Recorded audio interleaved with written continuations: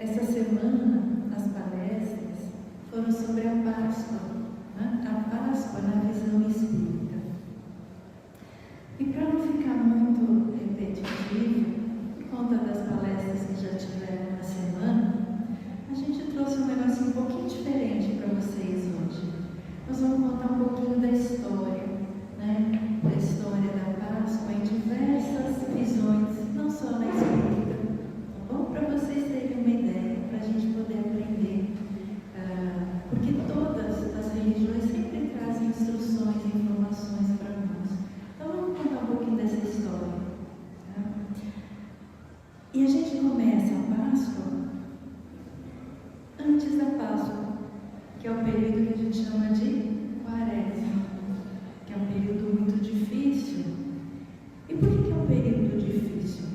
Esse período chamado Quaresma são 40 dias, né? Quaresma de 40 dias, se inicia na quarta-feira de cinzas e vai até o domingo de Ramos, que foi domingo passado. Não esse domingo passado, são 40 dias. Esse período foi determinado há muito tempo atrás,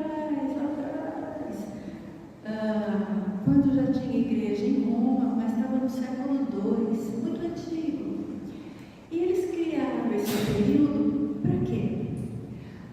Para que a festa que existe no Carnaval, que todo mundo já sabe, né? Que é lá, que foi em fevereiro, já existia lá. Já existia no mundo romano, é muito antiga. E quando eles pensaram sobre isso, eles falaram assim: bom, na festa, é uma festa pagã, o Carnaval na antiguidade hoje também é considerado uma festa pagã. E aí, então, o que eles criaram? Criaram esses 40 dias de forma que aqueles indivíduos que participaram dessa festa pagã pudessem entrar num período de meditação, de oração, de paz, neste período de 40 dias. Para quê? Para que quando chegasse a semana da Páscoa, que agora, né, nessa que a gente está, ele pudesse ser renovado, ser reiniciado dentro da fé cristã, depois daquela festa pagã. Então foi uma forma que a igreja lá antiga cristã achou de poder atrair, vamos dizer assim, poder conquistar mais pessoas para o mundo e para a visão e para os ensinamentos de Cristo. Ou seja, eles comemoravam, mas depois eles passavam 40 dias em oração, jejum, meditação, refletindo sobre a vida que tiveram, e aí eles poderiam comemorar ou ter a visão da Páscoa, que é a visão de Jesus. Então, isso foi lá muito tempo atrás, né? Então era um esforço, era um trabalho de recuperação, era uma chance de renovação para aqueles que ainda não tinham o Cristo dentro de si, aqueles que ainda não aceitavam a igreja, né? Ou o catolicismo, ou Jesus dentro de si. Ainda naquele tempo ainda era um pouco misturado, porque foi no século II, já existia igreja, mas tinha umas divergências, né? E o povo judeu vivia em Roma ainda. Então eles fizeram este arranjo para quem iria entrar ou se dedicar a seguir os ensinamentos de Cristo, ou começar, né, naquele tempo. Então a Quaresma passou a ser, no mundo espiritual, desde então, um tempo de resgate, um tempo de auxílio, um tempo de ajuda a todos aqueles que estão aonde? Perdidos nas zonas umbralinas. Por isso que se fala que no período da Quaresma se abrem as portas dos mundos inferiores. Este abrir as portas dos mundos inferiores é para quê? Para que aqueles que sentirem ou tiverem uma pequena luz no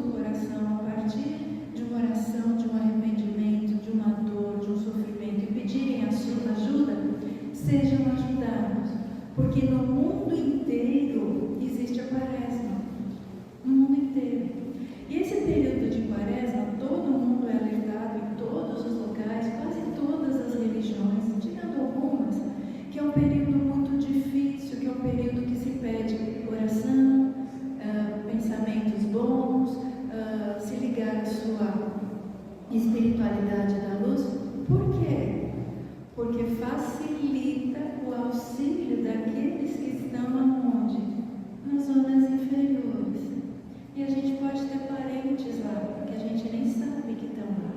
Então, a gente fazendo a nossa parte, neste período de quaresma, muitos dos nossos antepassados, ou parentes, ou até conhecidos, podem ter sido ajudados até o período que será domingo, que é a comemoração efetiva da Páscoa, que é o renascimento, né? A ressurreição de Jesus.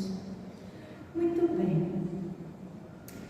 Passado esse período, a gente chega onde? A gente chega na Páscoa. E o que é Páscoa? Páscoa é um nome hebreu, é um nome judeu, vem lá de trás, não foi a igreja cristã, ou quando Cristo veio já existia, é dos judeus.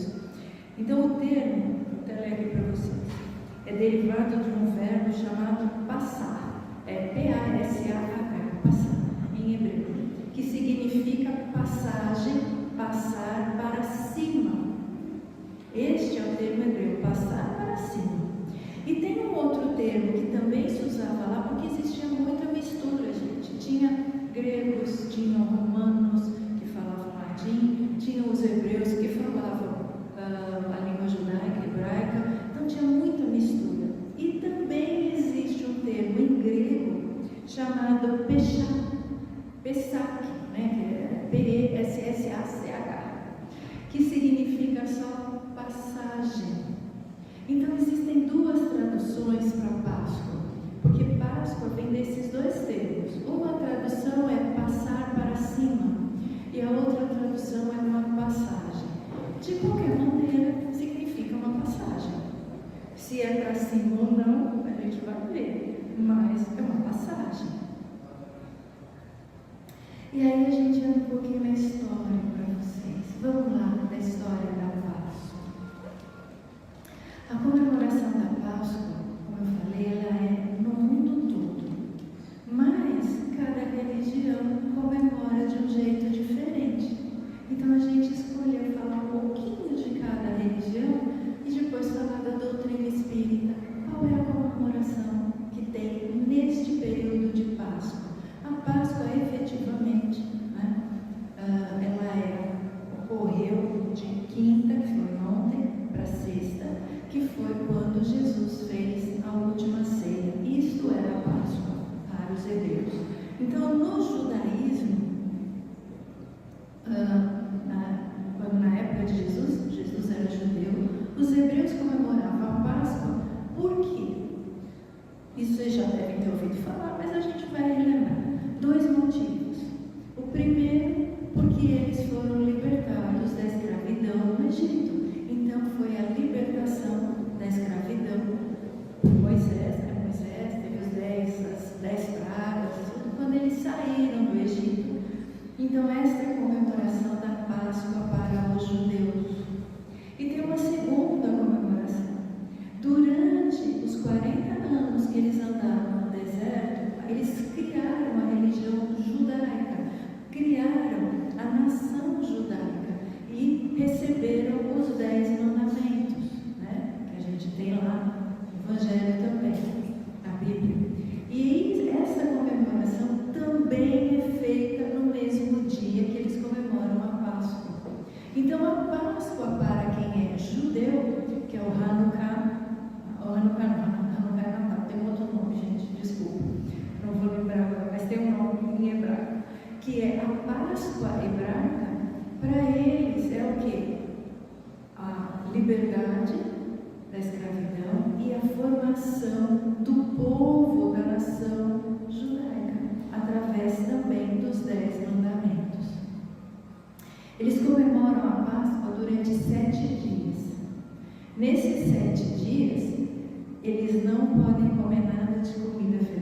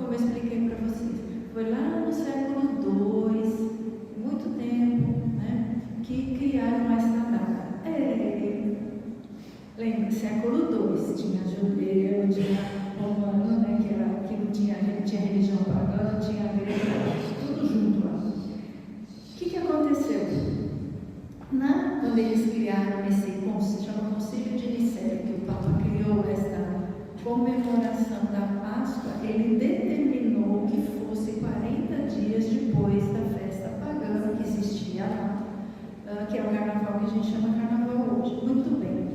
Quando ele determina isso, ele determina por quê? Porque não cai nos mesmos dias da comemoração da Páscoa judaica.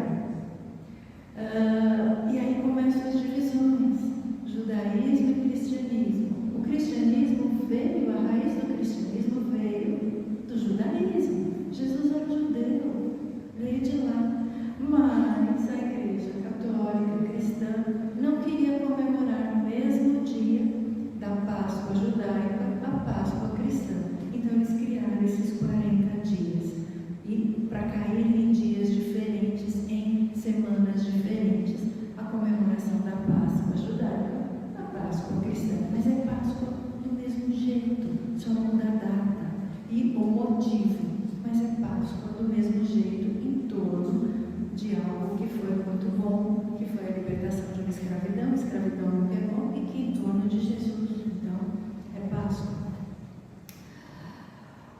Aí a gente tem outra igreja, né? Olha lá, a gente está ainda na história. Teve lá os judeus, o cristianismo, aí entra a Revolução Luterana. Então tem a igreja luterana.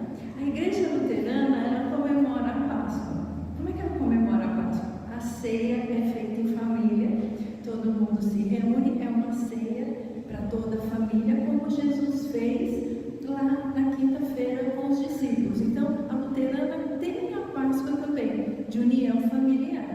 Tá? E eles defendem o que Paulo de Tarso falava. Ele falava assim, está lá nos Coríntios, eu anotei para não esquecer, 5:7 e Coríntios 5:8. Paulo dizia e defende a ideia de que ser o Cristo, ele mesmo seria a própria Páscoa. Então, para os luteranos, quando eles fazem a reunião em família, ou seja, a ceia de Páscoa na quinta-feira, para eles já é a comemoração da Páscoa e é Jesus entre eles, naquele dia. E ainda lá, Paulo ainda diz o seguinte, olha que bonito que está lá. E aí, isso aqui cai depois dentro da doutrina espírita. Um cristão deve lançar fora o velho fermento da maldade e da malícia e colocar no lugar dele os asmos, que é o pão ázimo, o ázimo da sinceridade e da verdade.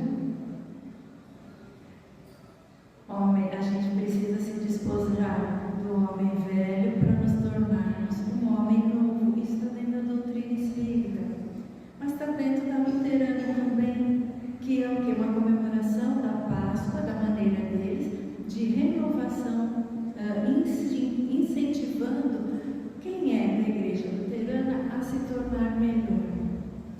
Olhem a extensão da onde Jesus atingiu, né? Várias religiões, se disseminando por várias religiões, sempre na busca do ser melhor. E para por aí? Não para por aí. A gente tem também na Ásia, na Europa e na Ásia, alguns países nórdicos, se vocês procurarem lá no Google, vocês vão ver.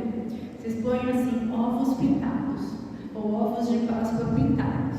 Na Ásia Menor e na Europa, eles comemoram a Páscoa, que é uma passagem, não com ovos de chocolate, mas são ovos pintados, parece de cerâmica, gente, mas não é. É um ovo mesmo, nosso ovo, que a gente conhece, cozido, porque ele fica mais durinho, a casca fica mais durinha, e eles desenham, fazem artes, pintura mesmo, artística nos ovos, em homenagem a essa festividade que é a Páscoa.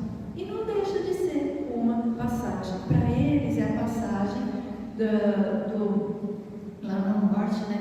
É a passagem do inverno para o verão, porque lá está trocando. Aqui é verão para o inverno, lá é inverno para o verão. E eles comemoram através desses ovos com o mesmo intuito de renovação, de que no verão, primavera e verão lhes trará o quê? Fartura, lhes trará abundância, lhes trará vida, porque lá no inverno lá, gente, é dentro de casa, né? É assim, neve 24 velhos vivem dentro de casa. Então, uma comemoração pela vida. De novo, vida. E o que acontece quando Jesus, no caso, lá, quando fala, da ressurreição? Aí a gente entra onde? Na doutrina espírita. O que fala da ressurreição de Jesus? Que Jesus venceu o quê? A morte. Ele trouxe a vida, ele ressurgiu da morte em vida novamente. Então é o quê? O que a gente tira da doutrina espírita desta passagem da Páscoa e como a doutrina espírita enxerga? A imortalidade. Então Jesus quis mostrar o quê? Que a alma é imortal e que ela consegue se manifestar depois da morte. Por isso que tem o quê? As comunicações, os intercâmbios mediúnicos com a espiritualidade. Seja a espiritualidade da luz trazendo mensagem, seja quando a gente vai auxiliar algum irmãozinho, alguém que está perdido lá embaixo, que precisa do encaminhamento. Então, Jesus, com a sua ressurreição, mostra a imortalidade da alma, que é a comemoração espírita, que mostra a possibilidade da manifestação de um ser que está no outro plano espiritual se conectar com a gente. Então, é o princípio da reencarnação, comunicação mediúnica, manifestação do espírito. Esta é a visão da Páscoa espírita. E tem mais uma. O espiritismo sempre pregou e prega o quê? Livre-arbítrio. Livre-arbítrio é o quê? Liberdade de se expressar. Certo? Olha lá a igreja luterana, de transformar, ser sincero e verdadeiro. Olha a liberdade de ser sincero e verdadeiro. Olha o que a doutrina espírita traz no que? Na renovação de atitudes, de ser uma nova pessoa a partir dessas reflexões que passamos a fazer durante a quaresma toda, durante esses 40 dias. É a possibilidade do quê? Do renascimento, de renascer novamente a cada ano, a cada Páscoa, como um ser melhor, buscando o quê? Mais bondade, verdade, sinceridade, caridade, fidelidade, lealdade, amor, perdão, perdão que é tão difícil, todas as qualidades que são trazidas na luz, esperança. A gente está aqui, a gente vem no centro espírita porque a gente tem esperança que a espiritualidade da luz vai nos ajudar a solucionar muitos dos nossos problemas, que vai nos amparar no nosso dia a dia, que vai nos proteger. Isso é esperança. Então tudo isso é o símbolo, é o que representa a Páscoa para a doutrina espírita. Não tem vamos dizer assim, na doutrina espírita a gente não tem aquela visão de ficar comemorando um monte de comemorações, um monte de festa, um monte de coisas. Mas nós temos sim alguns resquícios dessas outras religiões pelas quais passa a Páscoa, e nós temos uma visão um pouco mais ampla, um pouco maior, que é a renovação. Então, resumindo, a doutrina espírita traz para nós o quê? A imortalidade da alma. O saber que a nossa alma é imortal nos faz pensar muito bem nas atitudes que nós vamos tomar no nosso dia a dia. Porque a gente não vai morrer, só vai morrer a carninha, os ossinhos e a carninha, o resto tudo vai ficar. E aí a gente vai estar do outro lado e vai ter que continuar vivendo. Então essa imortalidade faz com que a gente pense que a gente vai ter de atitude hoje, porque um dia vai chegar, chega para todo mundo, para nós também vai chegar, né? A gente, como se fala, como é que os antigos falavam? A gente não fica para semente, a gente vai desencarnar, né? E a gente vai ter que lidar do outro lado. Então a imortalidade da alma, a reencarnação, que a gente vai nascer de novo, precisar saudar as nossas dificuldades, os nossos débitos, né? Que nós tivemos nas vidas passadas, a gente vai precisar saudá-los. A prestação, sim, mas não tem que saudar, então a gente vai nascer de novo. Se a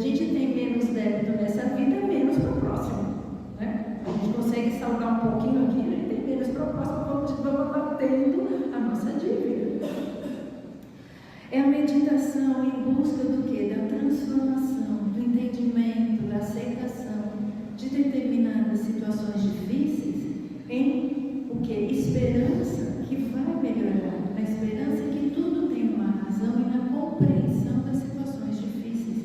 Só a aceitação e compreensão das situações difíceis já é metade do caminho para resolver os nossos problemas. Quando a gente briga muito com uma situação difícil, não aceita, briga com ela, a gente vai perpetuar essa situação para além da nossa vida. Vai a mais, para a próxima também. E a libertação do nosso quê? Das nossas mazelas, procurando ser menos egoísta, né? Menos maldade, menos crueldade, menos orgulho, né? Afinal de contas, segundo o ministro Genésio, as duas grandes chagas da humanidade quais são? Egoísmo e orgulho. Está lá no livro Nosso Lar, de André Luiz, Psicografia de Chico Xavier. Então é esse o nosso trabalho a cada ano, e principalmente nessa época, nos dispormos a sermos melhores, melhorar um pouquinho mais alguma coisa que a gente ainda não aprendeu direito, seja orgulho, seja egoísmo, seja vaidade, seja ciúme, seja raiva, se propor a melhorar novamente, se renovar, que é o que estava escrito lá, né? Que eu falei para vocês anteriormente, do Paulo de Tarso, despojar-se do velho para que o novo possa entrar, despojar-se do velho homem para ganhar o quê? O novo homem, a nova mulher, o novo ser humano mais benevolente, mais caridoso, mais amoroso, mais condescendente. E para a gente finalizar, era isso que eu queria trazer para vocês, é um resumão de tudo, né? Para a gente fechar a semana da Páscoa hoje.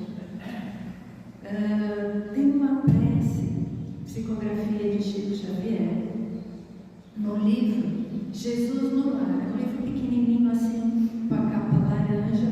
É o último texto deste livro, é o número 50. E a gente vai finalizar a nossa conversa de hoje com essa prece que Jesus fez, está lá neste livro. A gente vai ler para vocês, porque é uma prece que Jesus fez exatamente durante a ceia, durante a última ceia, o último evangelho na casa de Pedro. E ele pede para todos os seres da humanidade, todos, em qualquer lugar do planeta, no qual nós estaremos inseridos. Só que ele faz uma prece muito maior, então a gente vai encerrar com essa prece, tá bom? Então vamos lá. Na véspera da partida do Senhor era Jesus. O culto do Evangelho, na residência de Pedro, revestiu-se de justificável melancolia. As atividades do estudo edificante prosseguiram, mas o trabalho da revelação, de algum modo, experimentava interrupção natural. A leitura de comoventes páginas de Isaías foi levada a efeito por Mateus, com visível emotividade. Entretanto, nessa noite de despedidas, ninguém formulou qualquer indagação. Intraduzível expectativa pairava no semblante de todos. O mestre, por si, absteve-se de qualquer comentário, mas ao término da reunião, levantou os olhos lúcidos para o céu e suplicou fervorosamente: Pai, acende a tua divina luz em torno de todos aqueles que te esqueceram as bênçãos nas sombras da caminhada terrestre. Ampara os que se esqueceram de repartir o pão que lhes sobra na mesa farta.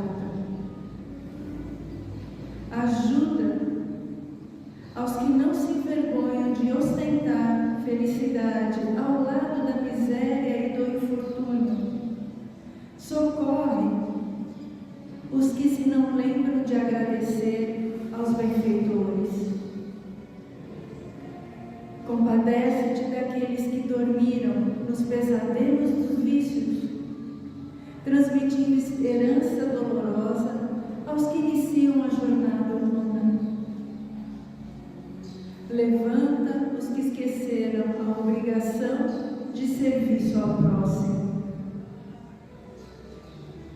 Apieda-te do sábio que ocultou a inteligência entre as quatro paredes do paraíso doméstico. Desperta os que sonham com o domínio do mundo, desconhecendo que a existência na carne é simples minuto entre o berço e o túmulo, à frente da eternidade. Ergue os que caíram vencidos pelo excesso de conforto material. Corrige os que espalharam a tristeza e o pessimismo entre os semelhantes. Perdoa aos que recusaram a oportunidade de pacificação e marcham disseminando a revolta e a indisciplina.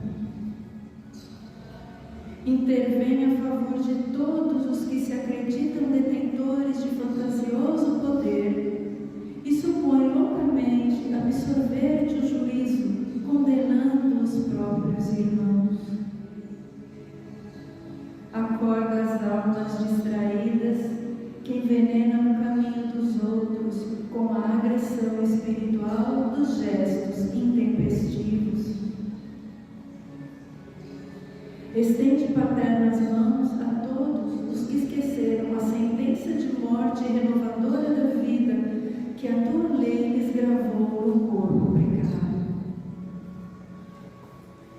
Esclarece os que se perderam nas trevas do ódio e da vingança, da ambição transviada e da impiedade fria, que se acreditam poderosos e livres, quando não passam de escravos, dignos de compaixão, diante de teus sublimes desígnios. Eles todos, Pai, são delinquentes que escapam aos tribunais da terra, mas estão assinalados na tua justiça soberana e perfeita, por delitos de esquecimento perante o infinito bem. A essa altura, interrompeu-se a rogativa singular.